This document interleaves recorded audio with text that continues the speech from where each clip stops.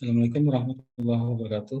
Pada kesempatan ini kami akan membawakan materi mengenai PMK 48 tahun 2023 tentang pajak penghasilan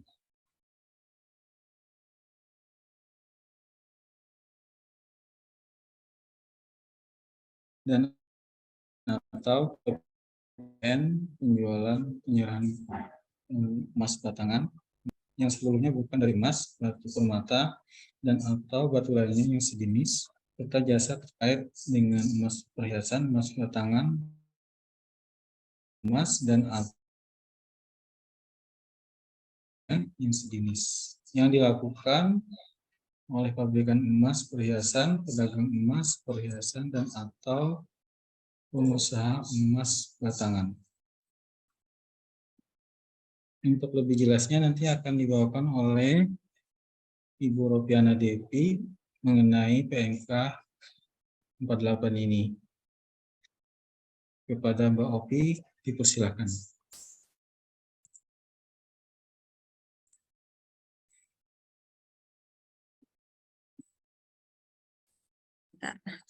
Selamat sore untuk teman-teman dan partisipan yang sudah hadir.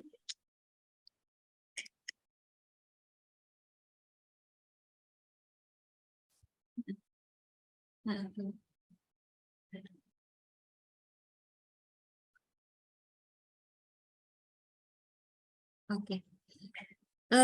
Saya izin share screen ya.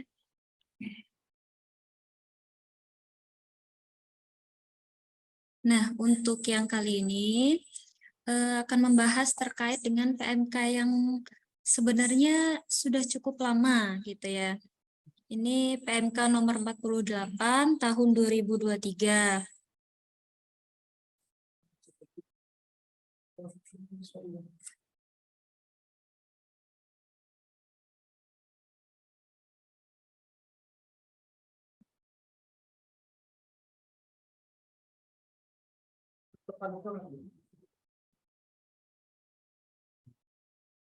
Izin sebentar.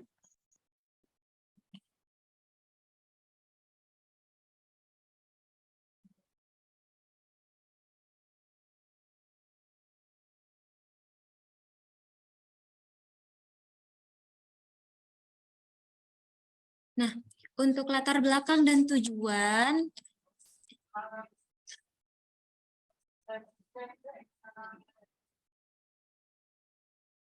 ada 3 gitu ya. Jadi yang pertama itu dasar hukumnya dari KUP, kemudian dari PPH, dan PPN gitu.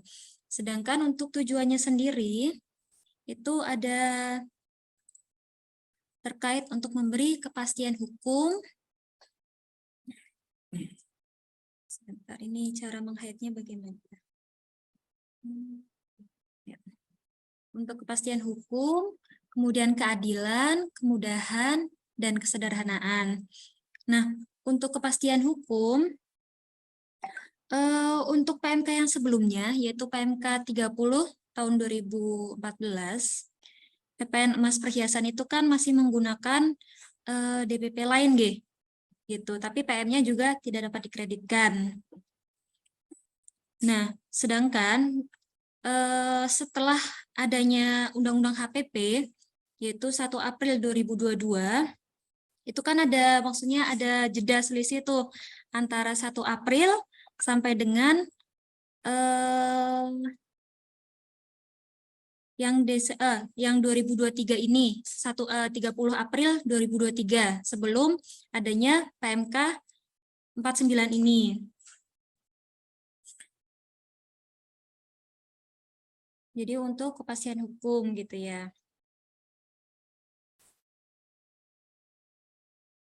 Kemudian dalam segi keadilan,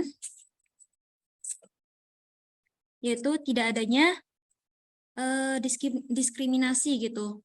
Terutama PMK yang sebelumnya itu kan PMK 30, yaitu mengakomodir emas-emas bagi PKP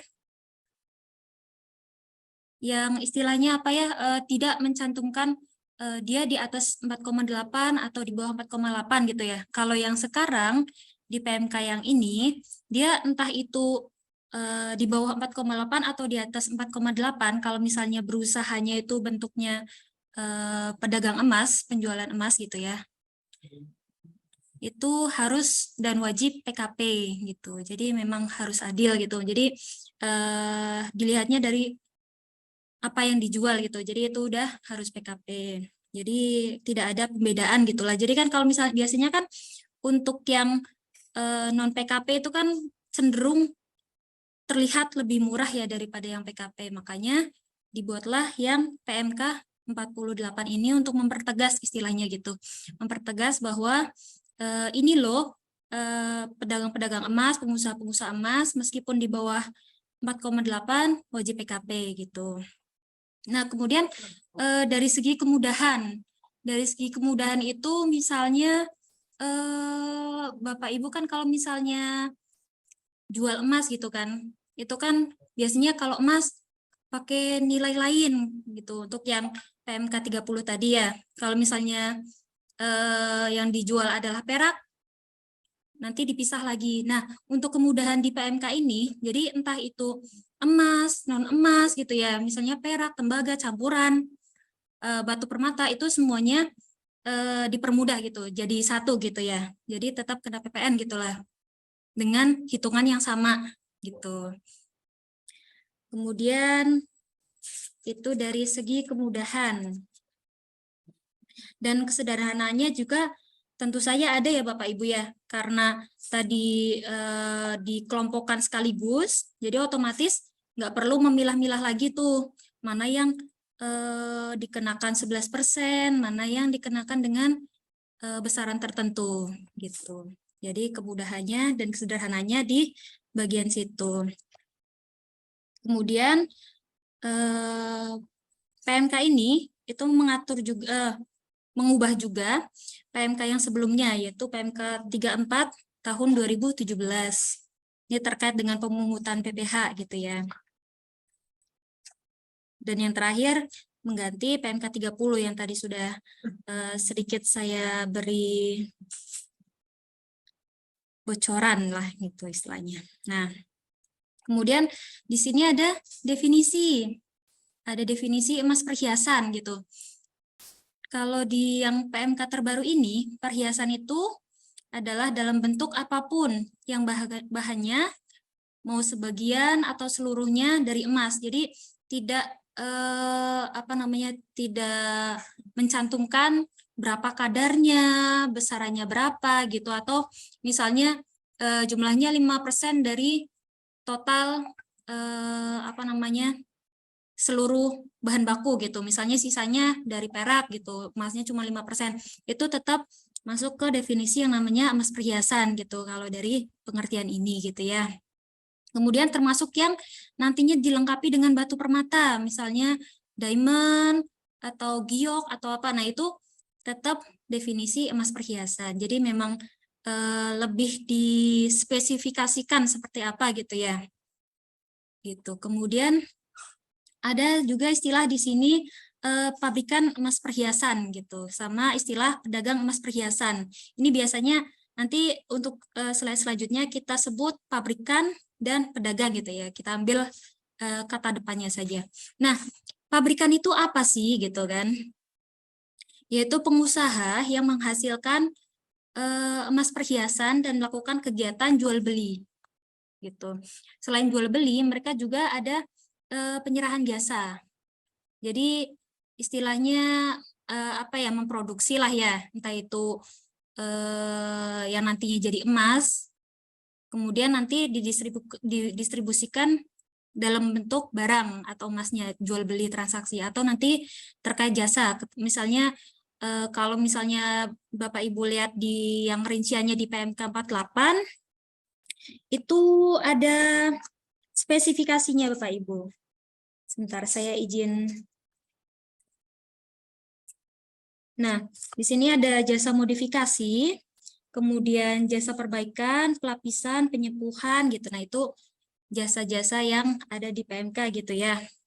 Kemudian ada istilah pedagang gitu, pedagang emas perhiasan. Nah, pedagang emas perhiasan ini apa?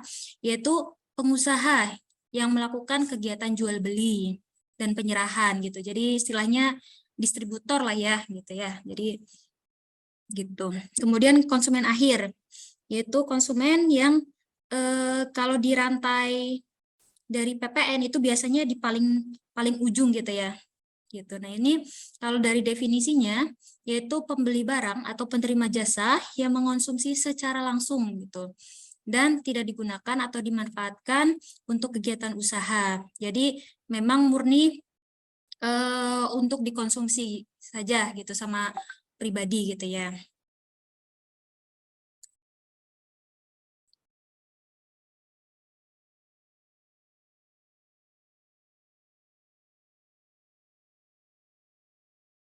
Iya, itu terkait dengan definisi-definisi yang ada. Kemudian di sini ada PPH dan PPN. Jadi kalau misalnya Bapak Ibu pelajari langsung lewat PMK-nya, dia sistemnya itu membahas tentang PPH dulu gitu ya, PPH dari emas, kemudian emas batangan, kemudian jasa gitu ya. Kemudian baru disusul dengan PPH-nya, PPN-nya.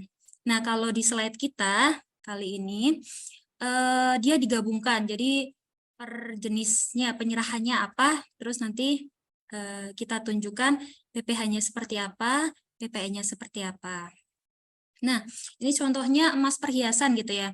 Yang pertama,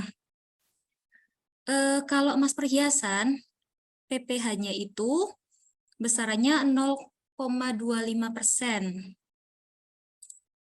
Nah, dan ini PPH pasal 22. Sifatnya tidak final ya Bapak Ibu ya. Jadi nantinya bisa dikreditkan gitu ketika di SPT tahunan. Ini PPH 22-nya untuk yang emas perhiasan. Nah, ada nggak sih yang dikecualikan? Ada. Jadi PPH 22 ini dikecualikan yang pertama itu untuk konsumen akhir, yang kedua itu apabila WP tersebut punya surat keterangan. Kalau dulu namanya surat keterangan PP 23, kalau sekarang namanya surat keterangan PP 55 tahun 2022. Sama memiliki SKB pemungutan PPH 22. Jadi kalau misalnya tidak tergolong dari tiga itu memang wajib dikenakan PPH pasal 22 gitu ya. Kemudian untuk terkait PPN-nya. Nah, PPN-nya ini kan ada PKP pabrikan dan PKP pedagang gitu ya. Nah, untuk yang PKP pabrikan itu wajib memungut PPN besarannya itu 1,1% kali harga jual. Ini dari besaran tertentu ya Bapak Ibu ya. Jadi kalau dari bahasa undang-undangnya besaran tertentunya itu 10% gitu ya. Kemudian untuk tarif PPN sekarang kan 11%, jadi 10% kali 11% gitu. Jadi tarifnya 1,1% dari harga jual. Itu jadi ini kita rangkum saja gitu ya Bapak Ibu ya, biar gampang diingatnya. Jadi 1,1% itu apabila emas perhiasan yang diproduksi sendiri tersebut dijual ke pabrikan lainnya atau pedagang gitu. Sedangkan kalau misalnya si pabrik ini kan biasanya dia jualnya apa ya istilahnya rezeki nggak ditolak lah gitu ya. Kalau misalnya ada konsumen akhir yang mau beli ya silahkan gitu ya. Jadi tapi rasanya nggak adil dong kalau misalnya nggak dibedakan gitu kan. Kalau pabrikan kan yang pertama mereka untuk dijual kembali gitu kan, atau pedagang itu kan pasti dijual kembali ya emasnya. Sedangkan konsumen akhir kan untuk dikonsumsi. Kalau misalnya tarifnya disamakan, rasanya kan apa namanya kurangnya ada keadilan gitu ya. Jadi akhirnya dengan berbagai pertimbangan gitu ya, tarifnya menjadi 1,65%. Kalau misalnya ini cara hitungnya Bapak Ibu itu besaran tertentunya adalah 15%, kalikan 11% gitu. Jadi akhirnya 1,65% kali harga jual. Itulah cara menghitung untuk penjualan dari produksi sendiri ke konsumen akhir. Gitu. Kemudian untuk PKP pedagang nih. Nah, kalau PKP pedagang mereka kan sudah pasti tidak memproduksi sendiri kan gitu. Nah, ini dilihatnya dari ada dilihatnya dari fakturnya lengkap atau tidak gitu. Kalau PKP pedagang dilihatnya dari situ. Jadi kalau misalnya PKP pedagang ini fakturnya lengkap itu 1,1% gitu. Tapi kalau misalnya fakturnya tidak lengkap, dia 1,65%. Karena kan biasanya kalau misalnya katakanlah ada pedagang yang katakanlah tidak mau menyerahkan data dirinya gitu kan. Akhirnya kita hilang tuh potensi pajaknya kan nantinya. Nah, daripada nggak dapat sama sekali, akhirnya makanya lebih ditinggikanlah tarifnya gitu, 1,65% tadi. Gitu. Jadi memang ada pertimbangan-pertimbangan tertentu. Kenapa sih tarifnya sekian, besaran tertentunya sekian gitu. Kemudian kalau misalnya pabrikan itu 0% Bapak Ibu. Jadi besaran tertentunya memang 0% kalikan 11% kalikan harga jual gitu. Karena apa? Karena emas ini itu sensitif harganya. Jadi memang ketika katakanlah dari pedagang ini kan biasanya ada emas yang bahasanya ketinggalan zaman modelnya atau rantainya rusak atau apa gitu kan perlu perbaikan, biasanya kan dijual kembali ke pabrikan untuk nantinya pabrikan diolah terus dibuat model yang terbaru yang kekinian gitu kan baru turun lagi ke PKP pedagang. Jadi ketika naik itu dari pabrikan ke dari pedagang ke pabrikan itu 0% Bapak Ibu gitu. Jadi kemudian untuk tambahannya ya, ini kan tadi untuk tarifnya kan tarif PPN-nya kan tarif efektifnya ini kan ada 1,1, 1,65. Itu karena PPN-nya 11%. Nah, nanti apabila PPN-nya naik tarifnya jadi 12%, berarti cara hitungnya lain lagi ya Bapak Ibu ya. Jadi misalnya tadi kan apa namanya? tarif efektifnya jadi naiklah 1,2% gitu kan. Berarti 10% kalikan 12% kalikan harga jual gitu. Kemudian untuk yang 1,65 jadi 1,8 gitu. Jadi 15% kalikan 12% gitu.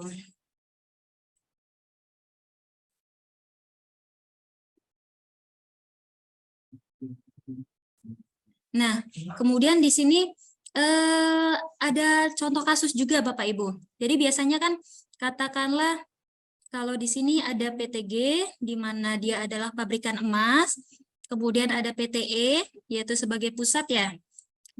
Dan PTE sebagai cabang. Nah, di lapangan Bapak Ibu, jadi biasanya tuh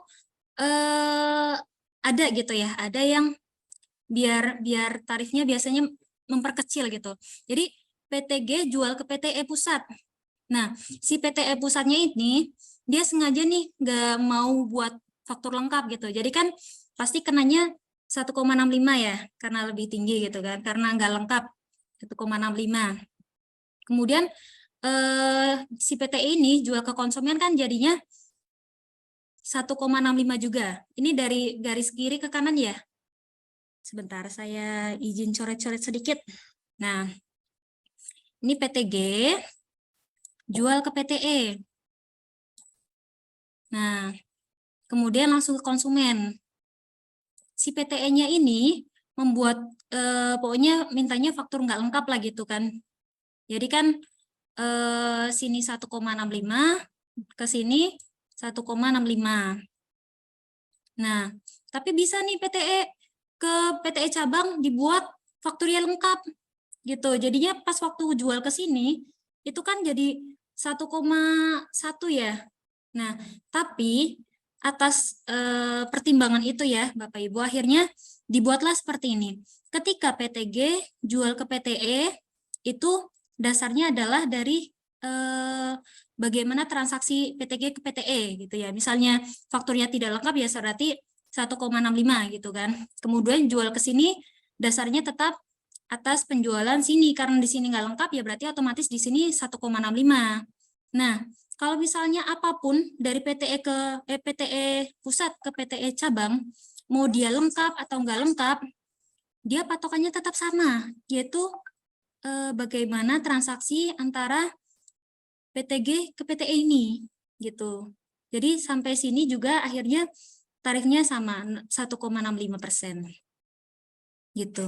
Jadi tidak bisa diakal-akalin lah gitu ya bahasanya. Biasanya kan ada yang gitu tuh. Jadi di sini nggak mau ketangkep datanya, ketika taruh ke sini mintanya lebih murah gitu. Ada yang seperti itu. Jadi makanya ketika ke sini 1,65, turun ke bawah pokoknya pengenanya dasarnya tetap pakai yang inilah gitu ya. Jadi satu data, pokoknya apapun transaksi cabang ke konsumen atau pusat ke konsumen itu patokannya tetap sini dari G ke E. Dia entah itu lengkap, faktor lengkap berarti kan 1,1 gitu ya. Kalau misalnya tidak lengkap ya 1,5 gitu.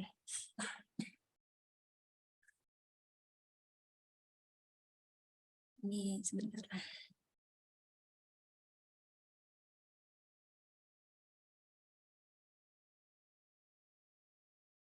Nah,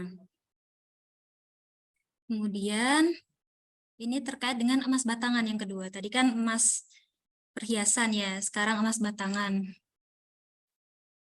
Nah, di emas batangan ini, untuk PPh-nya, ini mencakup semuanya lah, gitu ya. Ada pabrikan, ada pedagang, gitu ya.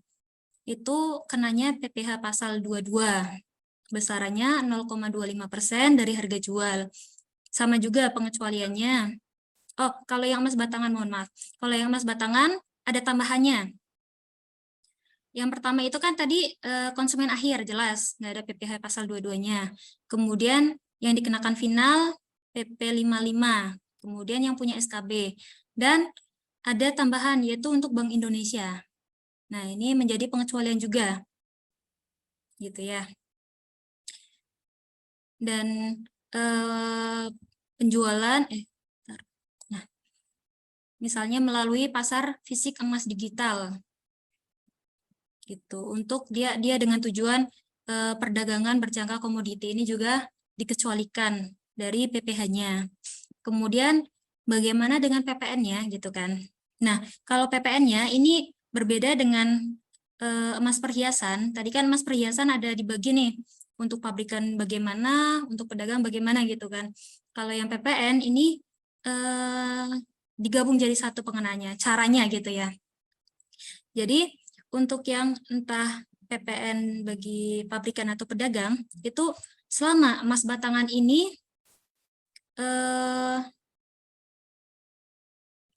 selain untuk cadangan devisa, itu nanti merujuknya dari PP 49 2022 teman-teman. Gitu ya.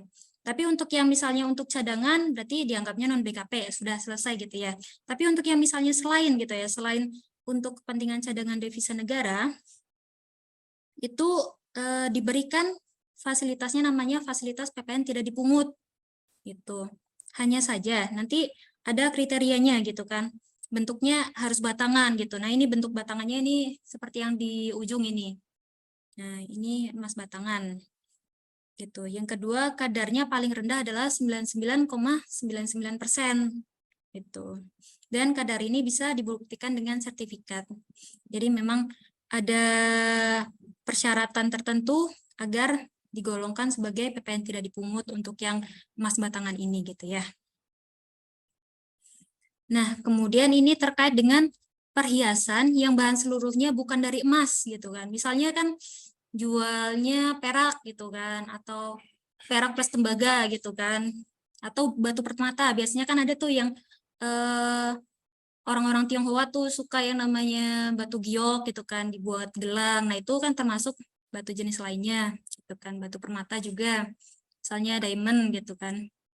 Ini ada pengenanya juga gitu. Karena tadi kan tujuan dari PMK ini kan untuk kemudahan ya Bapak Ibu ya. Jadi ya sudahlah kalau misalnya semua yang ada di toko emas yang biasanya secara umum dijual gitu kan di toko emas dikenakan saja gitu kan. Jadi nggak usah dipilih-pilih gitu, pengenanya ada gitu kan. Nah ini yang pertama kita bahas terkait PPh-nya ya. Jadi untuk PPh ini juga di sini ada pabrikan dan pedagang tidak dipisah.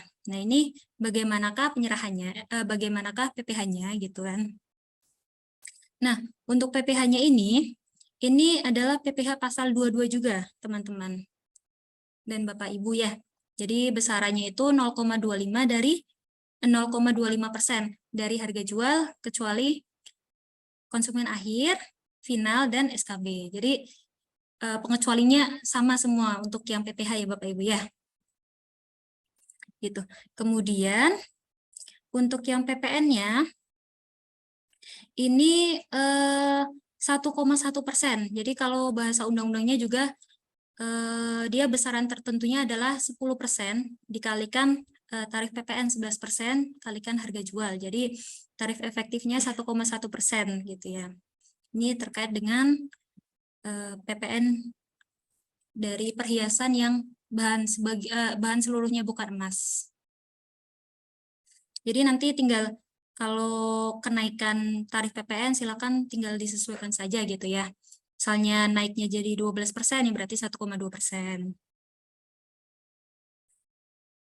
Nah, kemudian ini terkait jasanya. Tadi kan sudah dibahas tuh.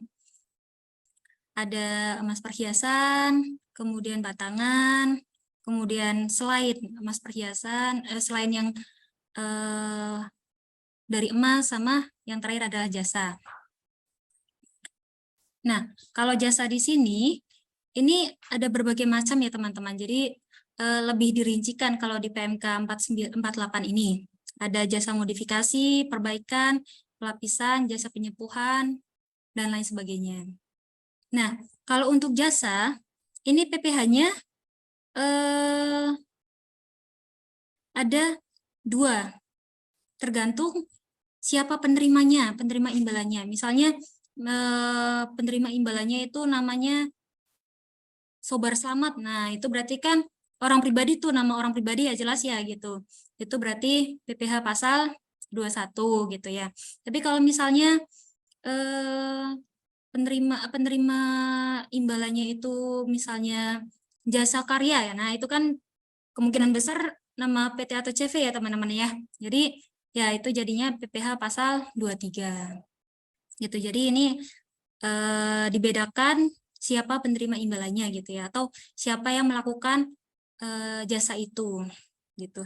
Dan ini pengecualiannya juga kurang lebih sama ya dengan yang sebelumnya, yaitu apabila punya surat keterangan PP 55 sama memiliki SKB baik yang 21 maupun 23. Kemudian untuk PPN-nya sama juga seperti yang PPN dari non emas gitu ya, plus batu, permata gitu dan batu lainnya itu 1,1% juga. Gitu. Jadi besaran tertentunya 10% kalikan 11% dari tarif kalikan penggantiannya gitu. Karena kan ini kan bentuknya jasa ya, jadi penggantian jasanya gitu ya.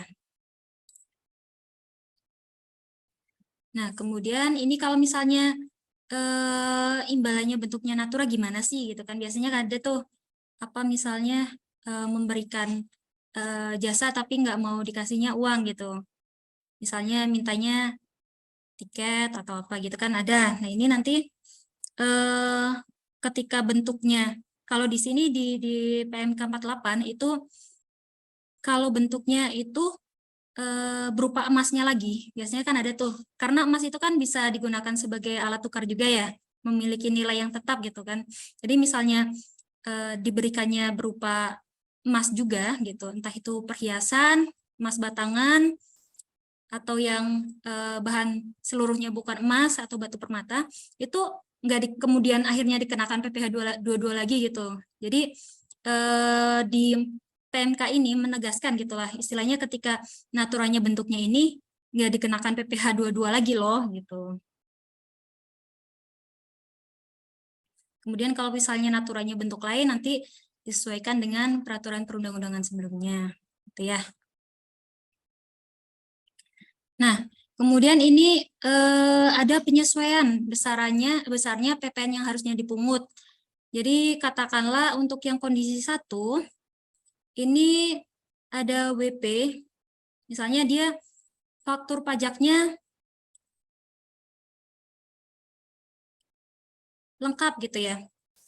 Oh, kalau ini yang tidak lengkap dulu. Faktur pajaknya tidak lengkap gitu. Tapi kemudian ketika dijual, dia menggunakan besarannya 1,1%. Padahal kan kalau ketika faktur pajaknya tidak lengkap, harusnya kan menggunakan tarif 1,65% ya.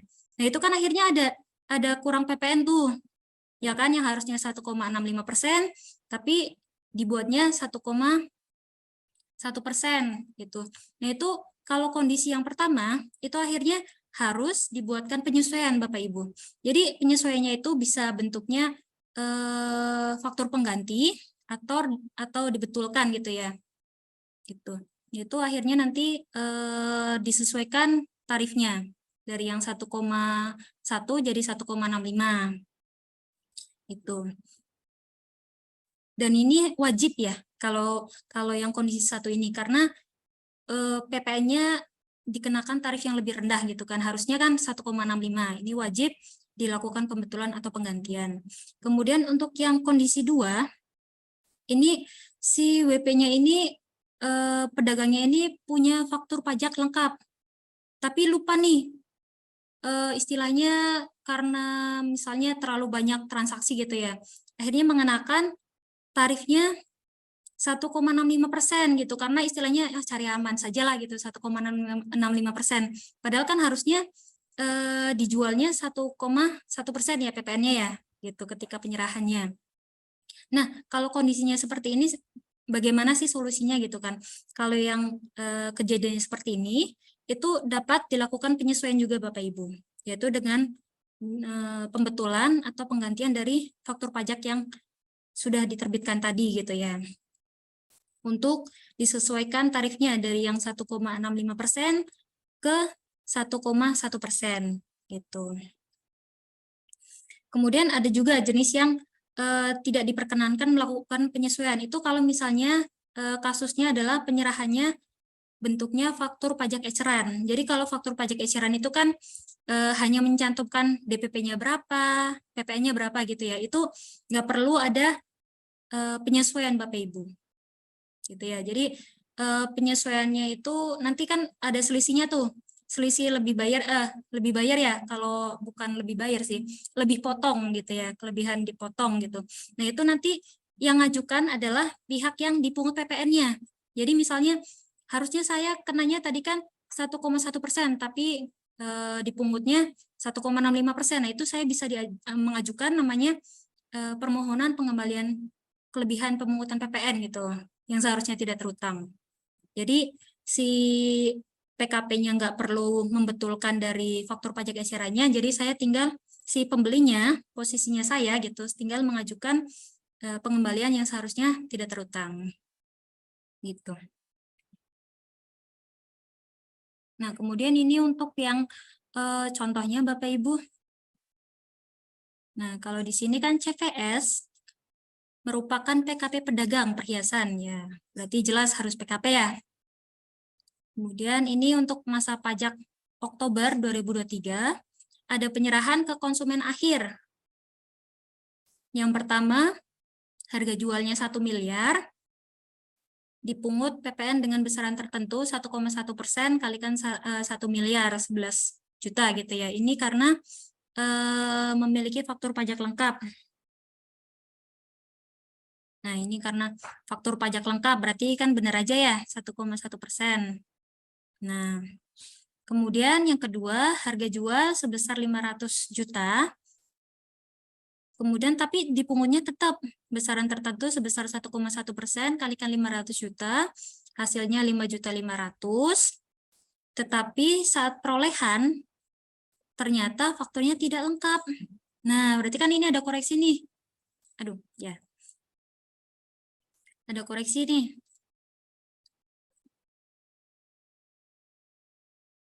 Ini ya koreksinya ya. Nah, ini yang kedua. Nah, atas penyerahannya, si CVS ini telah membuat faktur pajak eceran. Karena tadi kan ke konsumen akhir ya. Jadi dibuatnya faktur pajak eceran gitu. Nah, dengan nominal sebesar DPP-nya 1.500.000.000, total dari atas dan bawah, kemudian PP-nya 16.500.000. Nah, dari 11 juta tambah 5.500.000 gitu ya. Jadi ini berasal dari sini plus sini gitu ya. Nah, mengingat atas penyerahan emas perhiasan tadi kan yang 500 juta ini kan sebagai koreksi nih.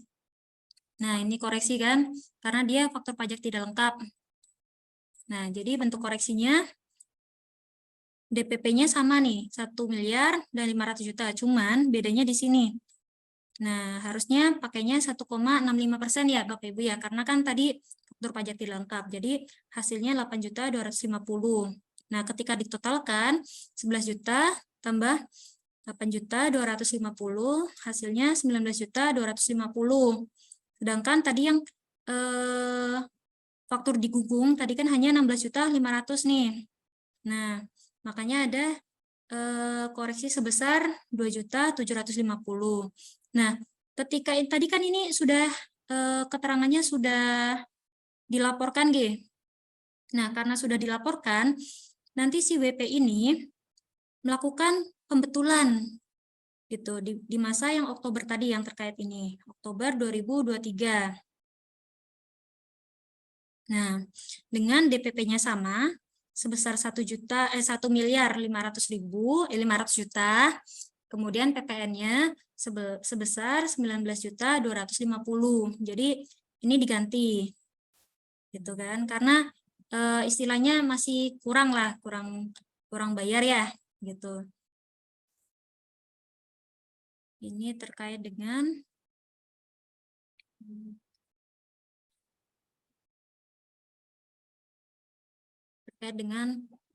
contoh soal yang satu, gitu.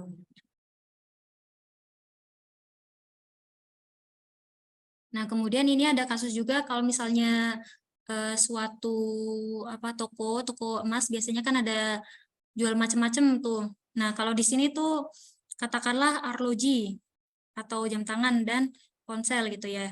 Jadi kalau misalnya ya jual yang ini ya berarti di luar ketentuan PMK 48 ini ya, Bapak Ibu ya. Jadi pakainya ya sesuaikan saja gitu. Kalau misalnya pakai yang 11%, 11%, kalau yang dibebaskan gitu. Kemudian kalau misalnya ada misalnya juga ini sebagai jasa persewaan kendaraan bermotor gitu kan. Itu juga nanti disesuaikan dengan peraturan yang ada. Jadi PMK 48 ini hanya mencakup emas perhiasan gitu ya. Emas perhiasan, emas batangan, kemudian jasanya, dan yang bukan emas perhiasan.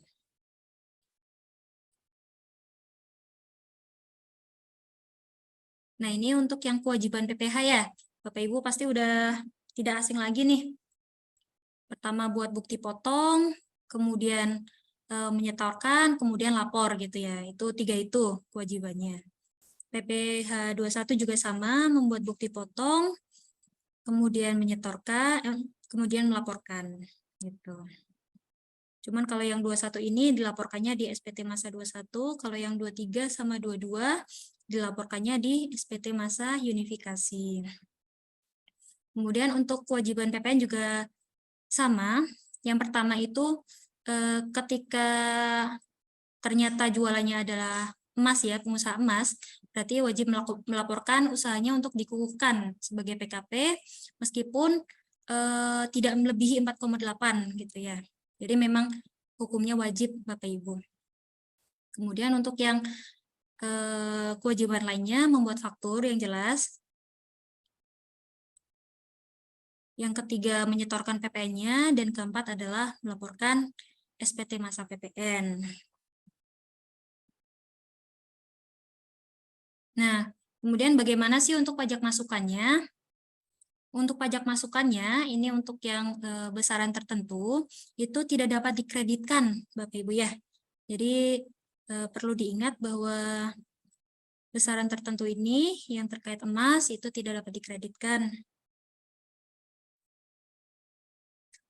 Nah, ini nanti ada contohnya seperti ini. Jadi misalnya kan untuk yang PMK ini kan berlaku dari 1 Mei 2023 ya Bapak Ibu ya. Nah, misalnya si WP ini mulai melakukan penyerahan ternyata 22 Mei tahun 2023. Kemudian baru dikukuhkannya 17 Oktober 2023. Nah, di sini perlakuannya seperti apa sih? Gitu kan sebelum dikukuhkan sebagai PKP gitu kan. Karena kan aturan ini hanya berlaku ketika sudah PKP. Nah, artinya aturannya ini ditarik dari titik dia PKP sampai seterusnya gitu kan. Nah, sedangkan untuk sini WP itu tidak boleh menggunakan besaran tertentu. Artinya dia menggunakan tarif normal yang 11% itu. Tapi PM-nya dia bisa dikreditkan juga, bisa istilahnya mengklaim gitu ya. Atau dipajak itu 80% dari pajak keluarannya. Gitu. Sedangkan ketika PKP sudah PKP ini bisa menggunakan besaran tertentu dengan catatan PM-nya tidak dapat dikreditkan juga. Dan ini wajib ya, tidak bukan jenisnya bukan pilihan, memang wajib gitu. Jadi pakainya besaran tertentu 1,1 atau 1,65% tadi gitu.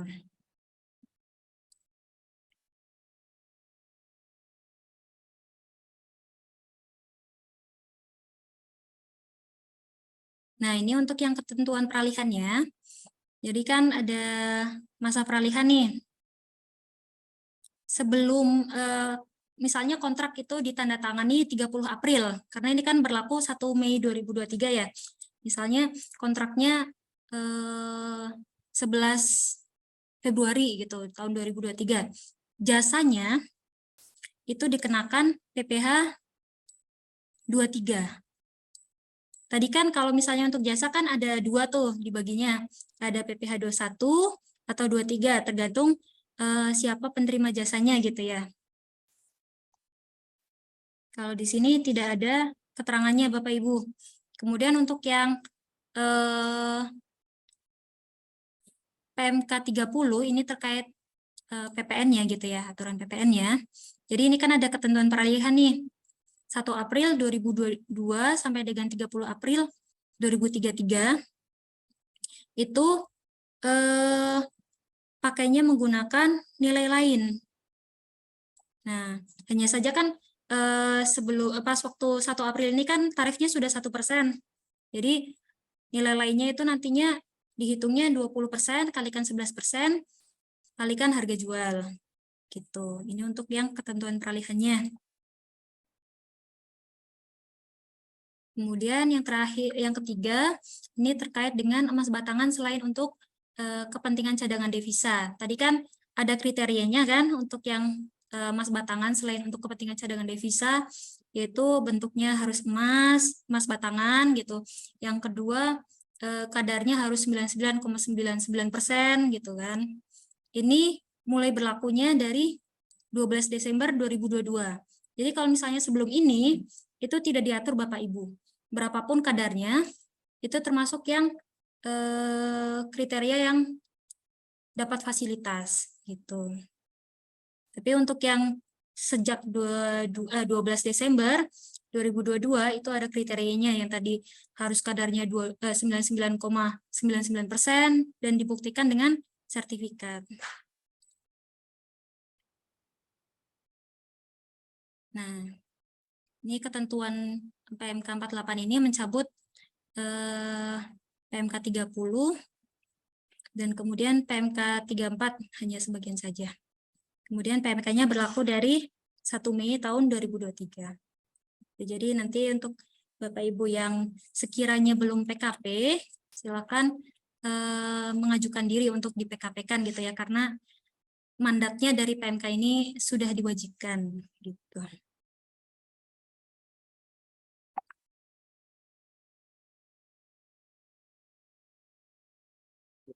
Nah, sudah. Sekiranya sekian yang bisa saya sampaikan. Saya kembalikan ke Bapak Sadeli.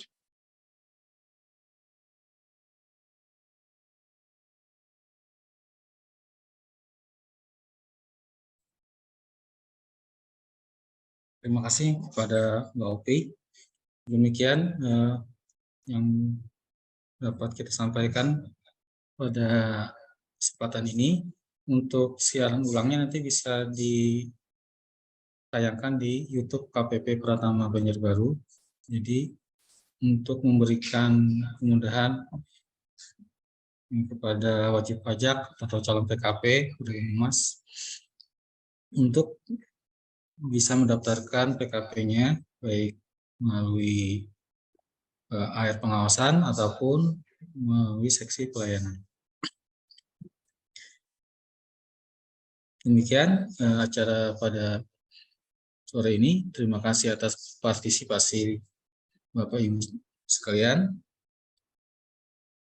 Kami akhiri. Wassalamualaikum warahmatullahi wabarakatuh. Terima kasih.